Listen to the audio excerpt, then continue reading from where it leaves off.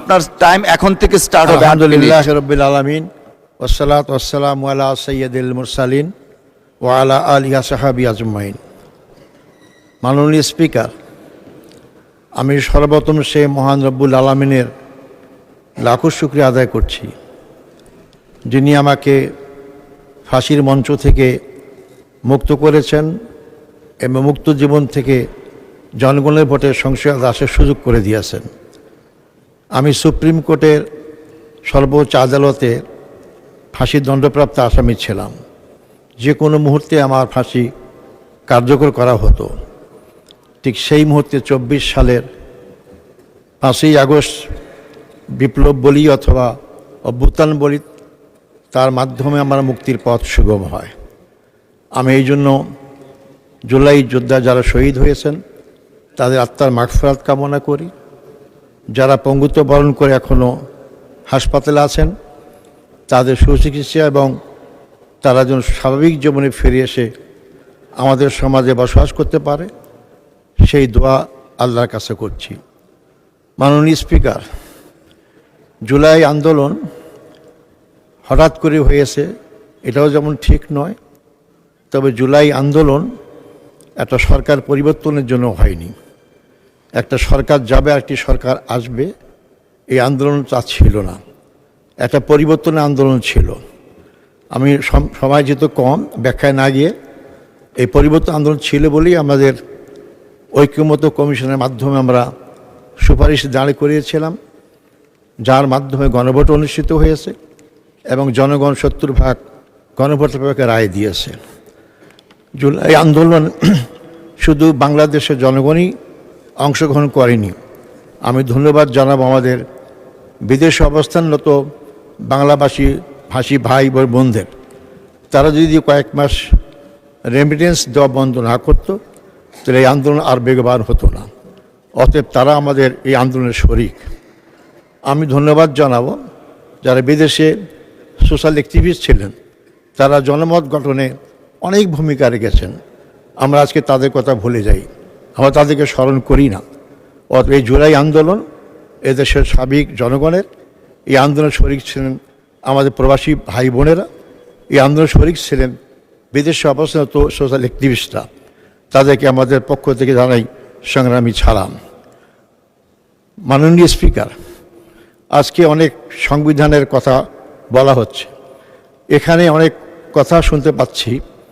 আমার এই কথাগুলো শোনার মাধ্যমে একে ফজল হক সাহেবের একটা ঘটনার কথা মনে পড়ে যায়। তিনি তখন কৃষক শ্রমিক প্রজা পার্টির সভাপতি ছিলেন, রাজনৈতিক কারণে ব্যস্ত থাকতেন। তিনি একজন ভালো আইনজীবী ছিলেন। তিনি তার মামলা পরিচালনার জন্য কোর্টে আসলেন এবং তার সহকারী বললেন যে মামলা। তিনি অনেক বক্তব্য রাখলেন, যে কোর্টে বক্তব্য রাখলেন, তার সহকারী স্যার বললেন কি, আপনি সব তো আমাদের বিরোধী পক্ষের কথাই বললেন। তিনি তখন বললেন চুপ করো। তিনি সব কথা বলার পরে বললেন যে এতক্ষণ যা বললাম সেটা আমার বিরোধী পক্ষের বক্তব্য, এবং আমার বক্তব্য শোনেন। আজকে এই সংসদে এই কয়েকদিন ধরে আলোচনা শোনার মাধ্যমে আমার সেই কথাটাই স্মরণ হলো। সম্মানিত মাননীয় স্পিকার, আজকে আমাদের বিরুদ্ধে অনেক অসত্য কথা বলা হয়েছে। এই অসত্য কথা আমরা যারা প্রবীণ, আমাদের বেগম খালেদা জিয়ার সাথে সাক্ষাৎ হয়েছে, যোগাযোগ ছিল, আন্দোলনের শরিক ছিলাম। আশ্বাদ আন্দোলন থেকেই আমরা পাশাপাশি আন্দোলন করেছি। আমি তাকে শ্রদ্ধা করি। এই জন্য এ প্রসঙ্গেও আমি শহীদ প্রেসিডেন্ট জিয়া যখন প্রেসিডেন্ট হলেন তার আগেই আমরা তার সঙ্গে সাক্ষাৎ ছাত্র আন্দোলন এবং ছাত্র সংগঠনের দায়িত্বে ছিলাম। সংগ্রাম মাননীয় স্পিকার, আমি তাই শ্রদ্ধার সাথে স্মরণ করি শহীদ প্রেসিডেন্ট জিয়াউর রহমানকে, শ্রদ্ধার সাথে স্মরণ করি মরহুমা বেগম খালেদা জিয়াকে, যারা সংগ্রাম করেছেন এদেশের জনগণের জন্য। প্রেসিডেন্ট জিয়া অমর হয়ে থাকবেন 3টি কারণে। তিনি বাংলাদেশে বহুদলীয় গণতন্ত্র প্রতিষ্ঠা করেছিলেন। শহীদ জিয়া অমর হয়ে থাকবেন, তিনি ঐক্যের রাজনীতি করেছিলেন। তার ঐক্যের রাজনীতিতে আপনারা জানেন শাহজিউর রহমান প্রধানমন্ত্রী ছিলেন, আব্দুল আলিমের মতো লোক মন্ত্রিসভায় ছিলেন, আজকে অনেক মুক্তিযুদ্ধের পক্ষে বিপক্ষে কথা বলা হয়ে যায়। শহীদ প্রেসিডেন্ট জিয়া আধিপত্যবাদ বিরোধী আন্দোলন ছিলেন। তার ৭ই নভেম্বর বিপ্লবের মাধ্যমে বাংলাদেশ আধিপত্যবাদ মুক্ত হয়। এই তিনটি কারণে তিনি আজকে স্মরণীয় হয়ে থাকবেন। মরহুমা বেগম জিয়া, খালেদা জিয়া, তিনিও অমর হয়ে থাকবেন। তিনি বাংলাদেশে সংসদীয় গণতন্ত্র প্রতিষ্ঠা করেছিলেন। তিনি জনগণের কাছে খেতাব পেয়েছিলেন আপসীর নেত্রী। তিনি এটা আমরা সবাই জানি। এবং তিনিও ঐক্যের রাজনীতি করেছেন, যে ঐক্যের মধ্যে তার কাছে কোনো ডান বাম কোনোটাই ভাগ ছিল না, যেটা ছিল না প্রেসিডেন্ট জিয়াউর রহমানের সময়। তিনি দেশকে গঠন করতে চেয়েছিলেন এবং করতে পেরেছিলেন। 1991 সালে আপনারা জানেন যে নির্বাচন পঞ্চম সংসদের হয়, সেই নির্বাচনে বিএনপি 140টা আসন পায় আর জামাত ইসলামী পায় 18টা। তখন কিন্তু এই প্রশ্ন আসে নাই জামাত ইসলামী মুক্তিযুদ্ধ বিরোধী কি না। আমরা জামাত ইসলামের পক্ষ থেকেই আমরা সরকার গঠনের সমর্থন দিয়েই আমাদেরকে অফার করা হয়েছিল মন্ত্রিত্ব দেওয়ার জন্য, আমরা গ্রহণ করিনি। দেশ এবং জাতীয় বৃহত্তর স্বার্থে আমরা তাদের সাথেই ছিলাম। আমরা এরশাদ বিরুদ্ধে আন্দোলন করেছি, আওয়ামী লীগ বিরুদ্ধে আন্দোলন করেছি। আমরা সবাই একসাথে কাঁধে কাঁধ মিলে করেছি। 2001 সালে 4 দলীয় জোটের মাধ্যমে আমাদের সরকার গঠন করলাম। সেখানে আমাদের 2 জন মন্ত্রী ছিলেন। তৎকালীন বাংলাদেশ জামাত ইসলামের আমির, সফল মন্ত্রী মাওলানা মতিউর রহমান নিজামী প্রথমে কৃষি মন্ত্রণালয় এবং পরবর্তী সময় শিল্পমন্ত্রীর দায়িত্ব পালন করেন এবং মুজাহিদ সাহেবও ছিলেন। এই প্রসঙ্গে আমি তাদেরকে স্মরণ করি। আপনারা জানেন যে আপনারা তাদেরকে মিথ্যা মামলায় সাজিয়ে তাদেরকে ফাঁসি দেওয়া হয়েছে। বাংলাদেশের রাজনৈতিক ইতিহাসে বিশেষ করে 16 বছরে দল হিসাবে বাংলাদেশ জামাত ইসলামীর চেয়ে কেউ নির্যাতন শিকার হয়নি। আর কোনো দলের প্রধান নেতা থেকে আরম্ভ করে সেক্রেটারি জেনারেল থেকে আরম্ভ করে 11 জন ভাইকে জেলখানায় ফাঁসি দিয়ে এবং বিনা চিকিৎসায় হত্যা করা হয়। এইটা আর কোনো দলের ছিল না। বাংলাদেশ জামাত ইসলামী প্রমাণ করেছে তারা বাংলাদেশের জনগণকে ভালোবাসে। তারা জীবনকে ভয় করে জীবন রক্ষা করার জন্য, সুন্দর জীবনযাপন করার জন্য কোনো সময় দেশ থেকে পালিয়ে যায়নি। তারা মনে করে যে আমলি ক্ষমতা আসার পরে তাদের অনেক বিপদ নেমে আসবে, কিন্তু দেশ থেকে পালানোর নেই। এমনকি শহীদ মীর কাসেম আলী সাহেব তখন আমেরিকা অবস্থান করতেন। তাকে অনেকে বলেছে আপনি দেশে আসবেন না, গ্রেপ্তার করা হবে, মামলা দেওয়া হবে, ফাঁসি হবে। উনি বলেছেন বাংলাদেশ। আপনার সময় 6 মিনিট বৃদ্ধি করা হলো। ধন্যবাদ। তিনি দেশে এসেছেন, গ্রেপ্তার করা হয়েছে, ফাঁসির মঞ্চে গিয়েছেন, শহীদ হয়েছেন, কিন্তু দেশ তো ছাড়েন নাই। আমরা আজকে অনেকেই অনেক কথাই বলছি যে আমি এই করেছি সেই করেছি। এদেশের জনগণ জানে কারা ত্যাগ বেশি স্বীকার করেছে। আমি কারো ত্যাগকে অস্বীকার করি না, ছোট করে দেখতে চাই না, কিন্তু এমন কথা বলবেন না যেটা জনগণ বিশ্বাস করে না এবং আমাদের মনে আঘাত সৃষ্টি করে। মাননীয় স্পিকার, মুক্তিযুদ্ধ নিয়ে কথা বলা হয়, বিএনপির দাবি করে মুক্তিযুদ্ধের দল, অথচ বিএনপি প্রতিষ্ঠা হয়েছে 1981 সালে 1 সেপ্টেম্বর। 1979 সালে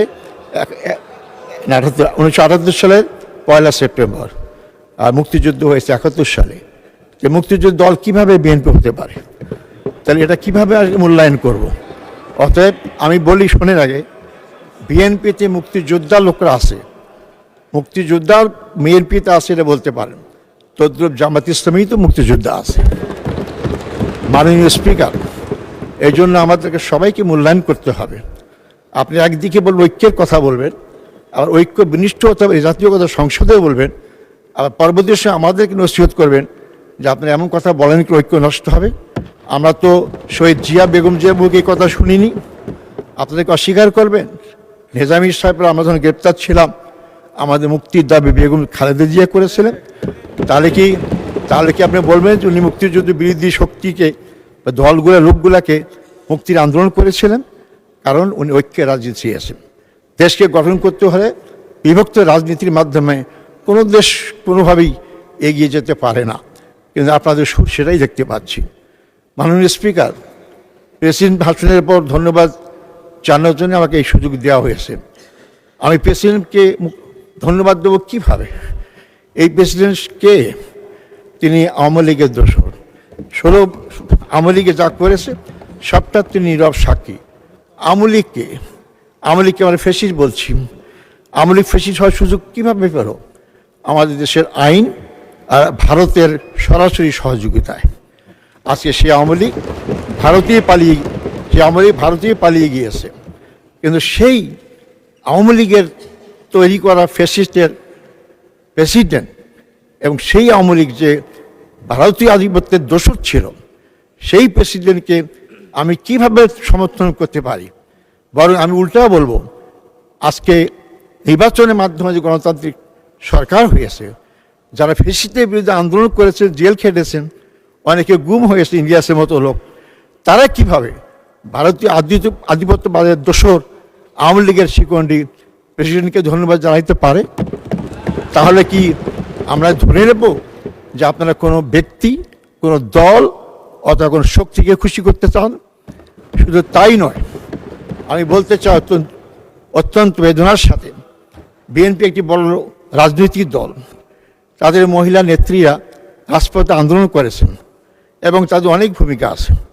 কিন্তু আশ্চর্য দেখলাম যে তাদের সংরক্ষিত নারী আসনে গোপালগঞ্জের কাশিয়ানী থানার বন ও পরিবেশ একজন সম্পাদক মহিলা আওয়ামী লীগের, তাকে আপনারা মনোনয়ন দিয়েছেন। কেন? এটা কি আপনাদের দৈন্যতার কারণে যে আপনাদের কোনো মহিলা খুঁজে পাচ্ছেন না, নাকি আপনারা কোনো শক্তিকে খুশি করতে চান, তাদের সহযোগিতা ক্ষমতা থাকতে চান? এই প্রশ্নের জবাব আপনারা দেবেন। এই প্রশ্নগুলো জনগণের সামনে আসে, আপনারা খেয়াল রাখবেন। একটু আগে বললেন আমরা জান্নাতের টিকিট বিক্রি করি। অবশ্যই জান্নাত যেতে চাই, আমাদের আন্দোলন জান্নাত। আপনারা কি জান্নাত যেতে চান না? যে জান্নাত যেতে চান তার টিকিট বিক্রি করে বলেন কেন? আর যদি টিকিট কেউ বিক্রি করে, তাহলে কি অন্যরা কেউ জাহান্নামের টিকিট বিক্রি করে? অতএব আপনারা এ সমস্ত কথা বলে বিভ্রান্ত করার চেষ্টা করেছেন। 2008 সালে 2টা আসন থেকে বাংলাদেশ জামায়াতে ইসলামী 11 দল 77টা আসন পেয়েছে। এই সমস্ত বস্তা বস্তা কথা লোকেরা বিশ্বাস করে না। আমরা বলতে চাই, আপনারা ক্ষমতায় এসেছেন, কিন্তু আপনাদেরই ক্ষমতাসীন মন্ত্রী বলেছেন লন্ডনে তারেক জিয়ার সাথে যখন প্রতিনিধির সাক্ষাৎ হয় তখনই নাকি ট্রফি দিয়েছেন। বাংলাদেশের জনগণের ভাগ্য সেখানেই নির্ধারিত হয়ে গেছে যে কে ক্ষমতা আসতেছে। অতএব কীভাবে আপনারা ক্ষমতায় এসেছেন আপনার বিবেকের কাছে প্রশ্ন করবেন। আপনারা জনগণের কাছে যা বুঝতে পারবেন। এটা আমার কথা নয়, এটা আমার কথা নয়। আমি একটা আমার কথা বলি নেই, পত্রিকাতে বলি নেই, এই সংসদে বসে আপনাদের মন্ত্রী বলেছেন। আর উপদেষ্টা রেজওয়ানা কি বলেছেন সব আপনারাই জানেন। তাই আপনারা যারা উপস্থিত আছেন, আমি আপনাদেরকে হেয় করার জন্য কথা বলছি না। একবার চিন্তা করেন, দেশপ্রেমিক বলি আমরা, গণতান্ত্রিক শক্তি বলি আমরা, কিন্তু আজকে আমাদের এমপিরা স্বাধীনভাবে চলতে পারছে না। আজকে আমাদের এমপি আক্রমণ করা হচ্ছে, অনেক জায়গায় কর্মীদেরকে আক্রমণ করা হচ্ছে। আমার এলাকা সরকারি কাজে সহযোগিতা করতে গিয়ে বিএনপির কর্মীদের দ্বারা কর্মী লাঞ্ছিত হয়েছে, এখন ভয় দেখানো হচ্ছে।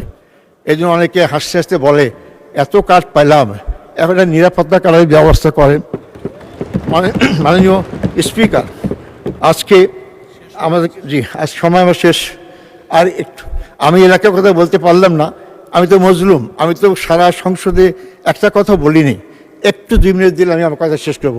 জি আচ্ছা, ঠিক আছে, আপনাকে 2 মিনিট দেওয়া হলো। এলাকার কথা যেহেতু বলবেন। আমার এলাকা অত্যন্ত গরিব এলাকা, উত্তরবঙ্গের রংপুর অঞ্চলের মধ্যে আমার বদরগঞ্জ তারাগঞ্জ অত্যন্ত গরিব। সেখানে 75% রাস্তা মানে কাঁচা রাস্তা রয়েছে, সেখানে পাকা রাস্তার ব্যবস্থা হয়নি। আমি শুধু দৃষ্টি আকর্ষণ করব, যানজট। আমার পুরাতন বন্দর, ওটাকে বলে বদরগঞ্জ আপনার বন্দর, সেখানে রাস্তা এত চিকন সরু, যার কারণে এখানে পার্বতীপুর থেকে যে আর্মিরা আসেন, সাধারণ লোকরা আসে, রংপুর ক্যান্টনমেন্টে যায়, রাস্তায় প্রতিদিন যানজট হচ্ছে। আমি অনুরোধ করব সংশ্লিষ্ট মন্ত্রীকে একটা বাইপাস করার জন্য। সাথে সাথে পার্বতীপুর থেকে রংপুর পর্যন্ত 2 লাইনের রাস্তাকে 4 লাইন করলে রাস্তাটা প্রশস্ত হলে যানজট অনেক কমে যেতে পারে। আমার এলাকায় একটা সুগার মিল আছে, শ্যামপুর সুগার মিল। এই সুগার মিল বন্ধ রয়েছে। আমাদের মন্ত্রীজন শিল্পমন্ত্রী মজিদুর রহমান নিজামী ছিলেন, তখন এটা লাভজনক ছিল। আওয়ামী লীগ এসে তাকে অলাভজনক করলো, এখন বন্ধ হয়েছে। এবং মাননীয় প্রধানমন্ত্রী বলেছেন যে সে সমস্ত শিল্প কারখানা বন্ধ চালু করা হবে। আমি অনুরোধ করব খুব দ্রুত গতিতে আগামী বাজেটেই যাতে করে শ্যামপুর সুগার মিল পূর্ণাঙ্গ চালু হতে পারে তার ব্যবস্থা আহ্বান করব। হাসপাতালের কথা বললাম না, কারণ সারা বাংলাদেশ হাসপাতালের সমস্যা। হাসপাতাল আছে, ক্লিনার নাই, এত অপরিচ্ছন্ন। এটা ইমিডিয়েটলি তার নিয়োগ করা উচিত। হাসপাতাল রোগী গিয়ে যদি পরিচ্ছন্ন না পায় তার রোগ তো আরও অর্ধেক বেড়েই যাবে। এই আপনারা চেষ্টা করবেন। তারাগঞ্জ হাসপাতাল 50 শয্যা উন্নীত করা হয়েছে, কিন্তু কোনো কার্যক্রম শুরু হয়নি। এই জন্য আমি স্বাস্থ্যমন্ত্রী অনুরোধ করব 50 শয্যা চালু করবেন এবং 100 শয্যা উপনীত করবেন। আমার এলাকায় সবচেয়ে মাদকের সমস্যা, সীমান্ত এলাকার বেশি কাছাকাছি, যেগুলো নষ্ট হয়ে যাচ্ছে, সেটা সারা দেশের সমস্যা। কোনো খেলার মাঠ নাই। আমি সংসদীয় মন্ত্রীকে অনুরোধ করব যাতে করে সেখানে আর খেলার মাঠ, মিনি স্টেডিয়াম করা হয়। অনেক সমস্যা। জি, অসংখ্য ধন্যবাদ মাননীয় সদস্য। আলোচনায় অংশগ্রহণ করবেন আপনি বসেন জনাব কামরুজ্জামান সাহেব, আপনি বসেন। আলোচনায় অংশগ্রহণ করবেন লক্ষ্মীপুর 4 আসন থেকে নির্বাচিত মাননীয় সদস্য জনাব ABM আশরাফ উদ্দিন নিজান। জনাব ABM আশরাফ উদ্দিন নিজান, আপনার সময় 8 মিনিট। ধন্যবাদ।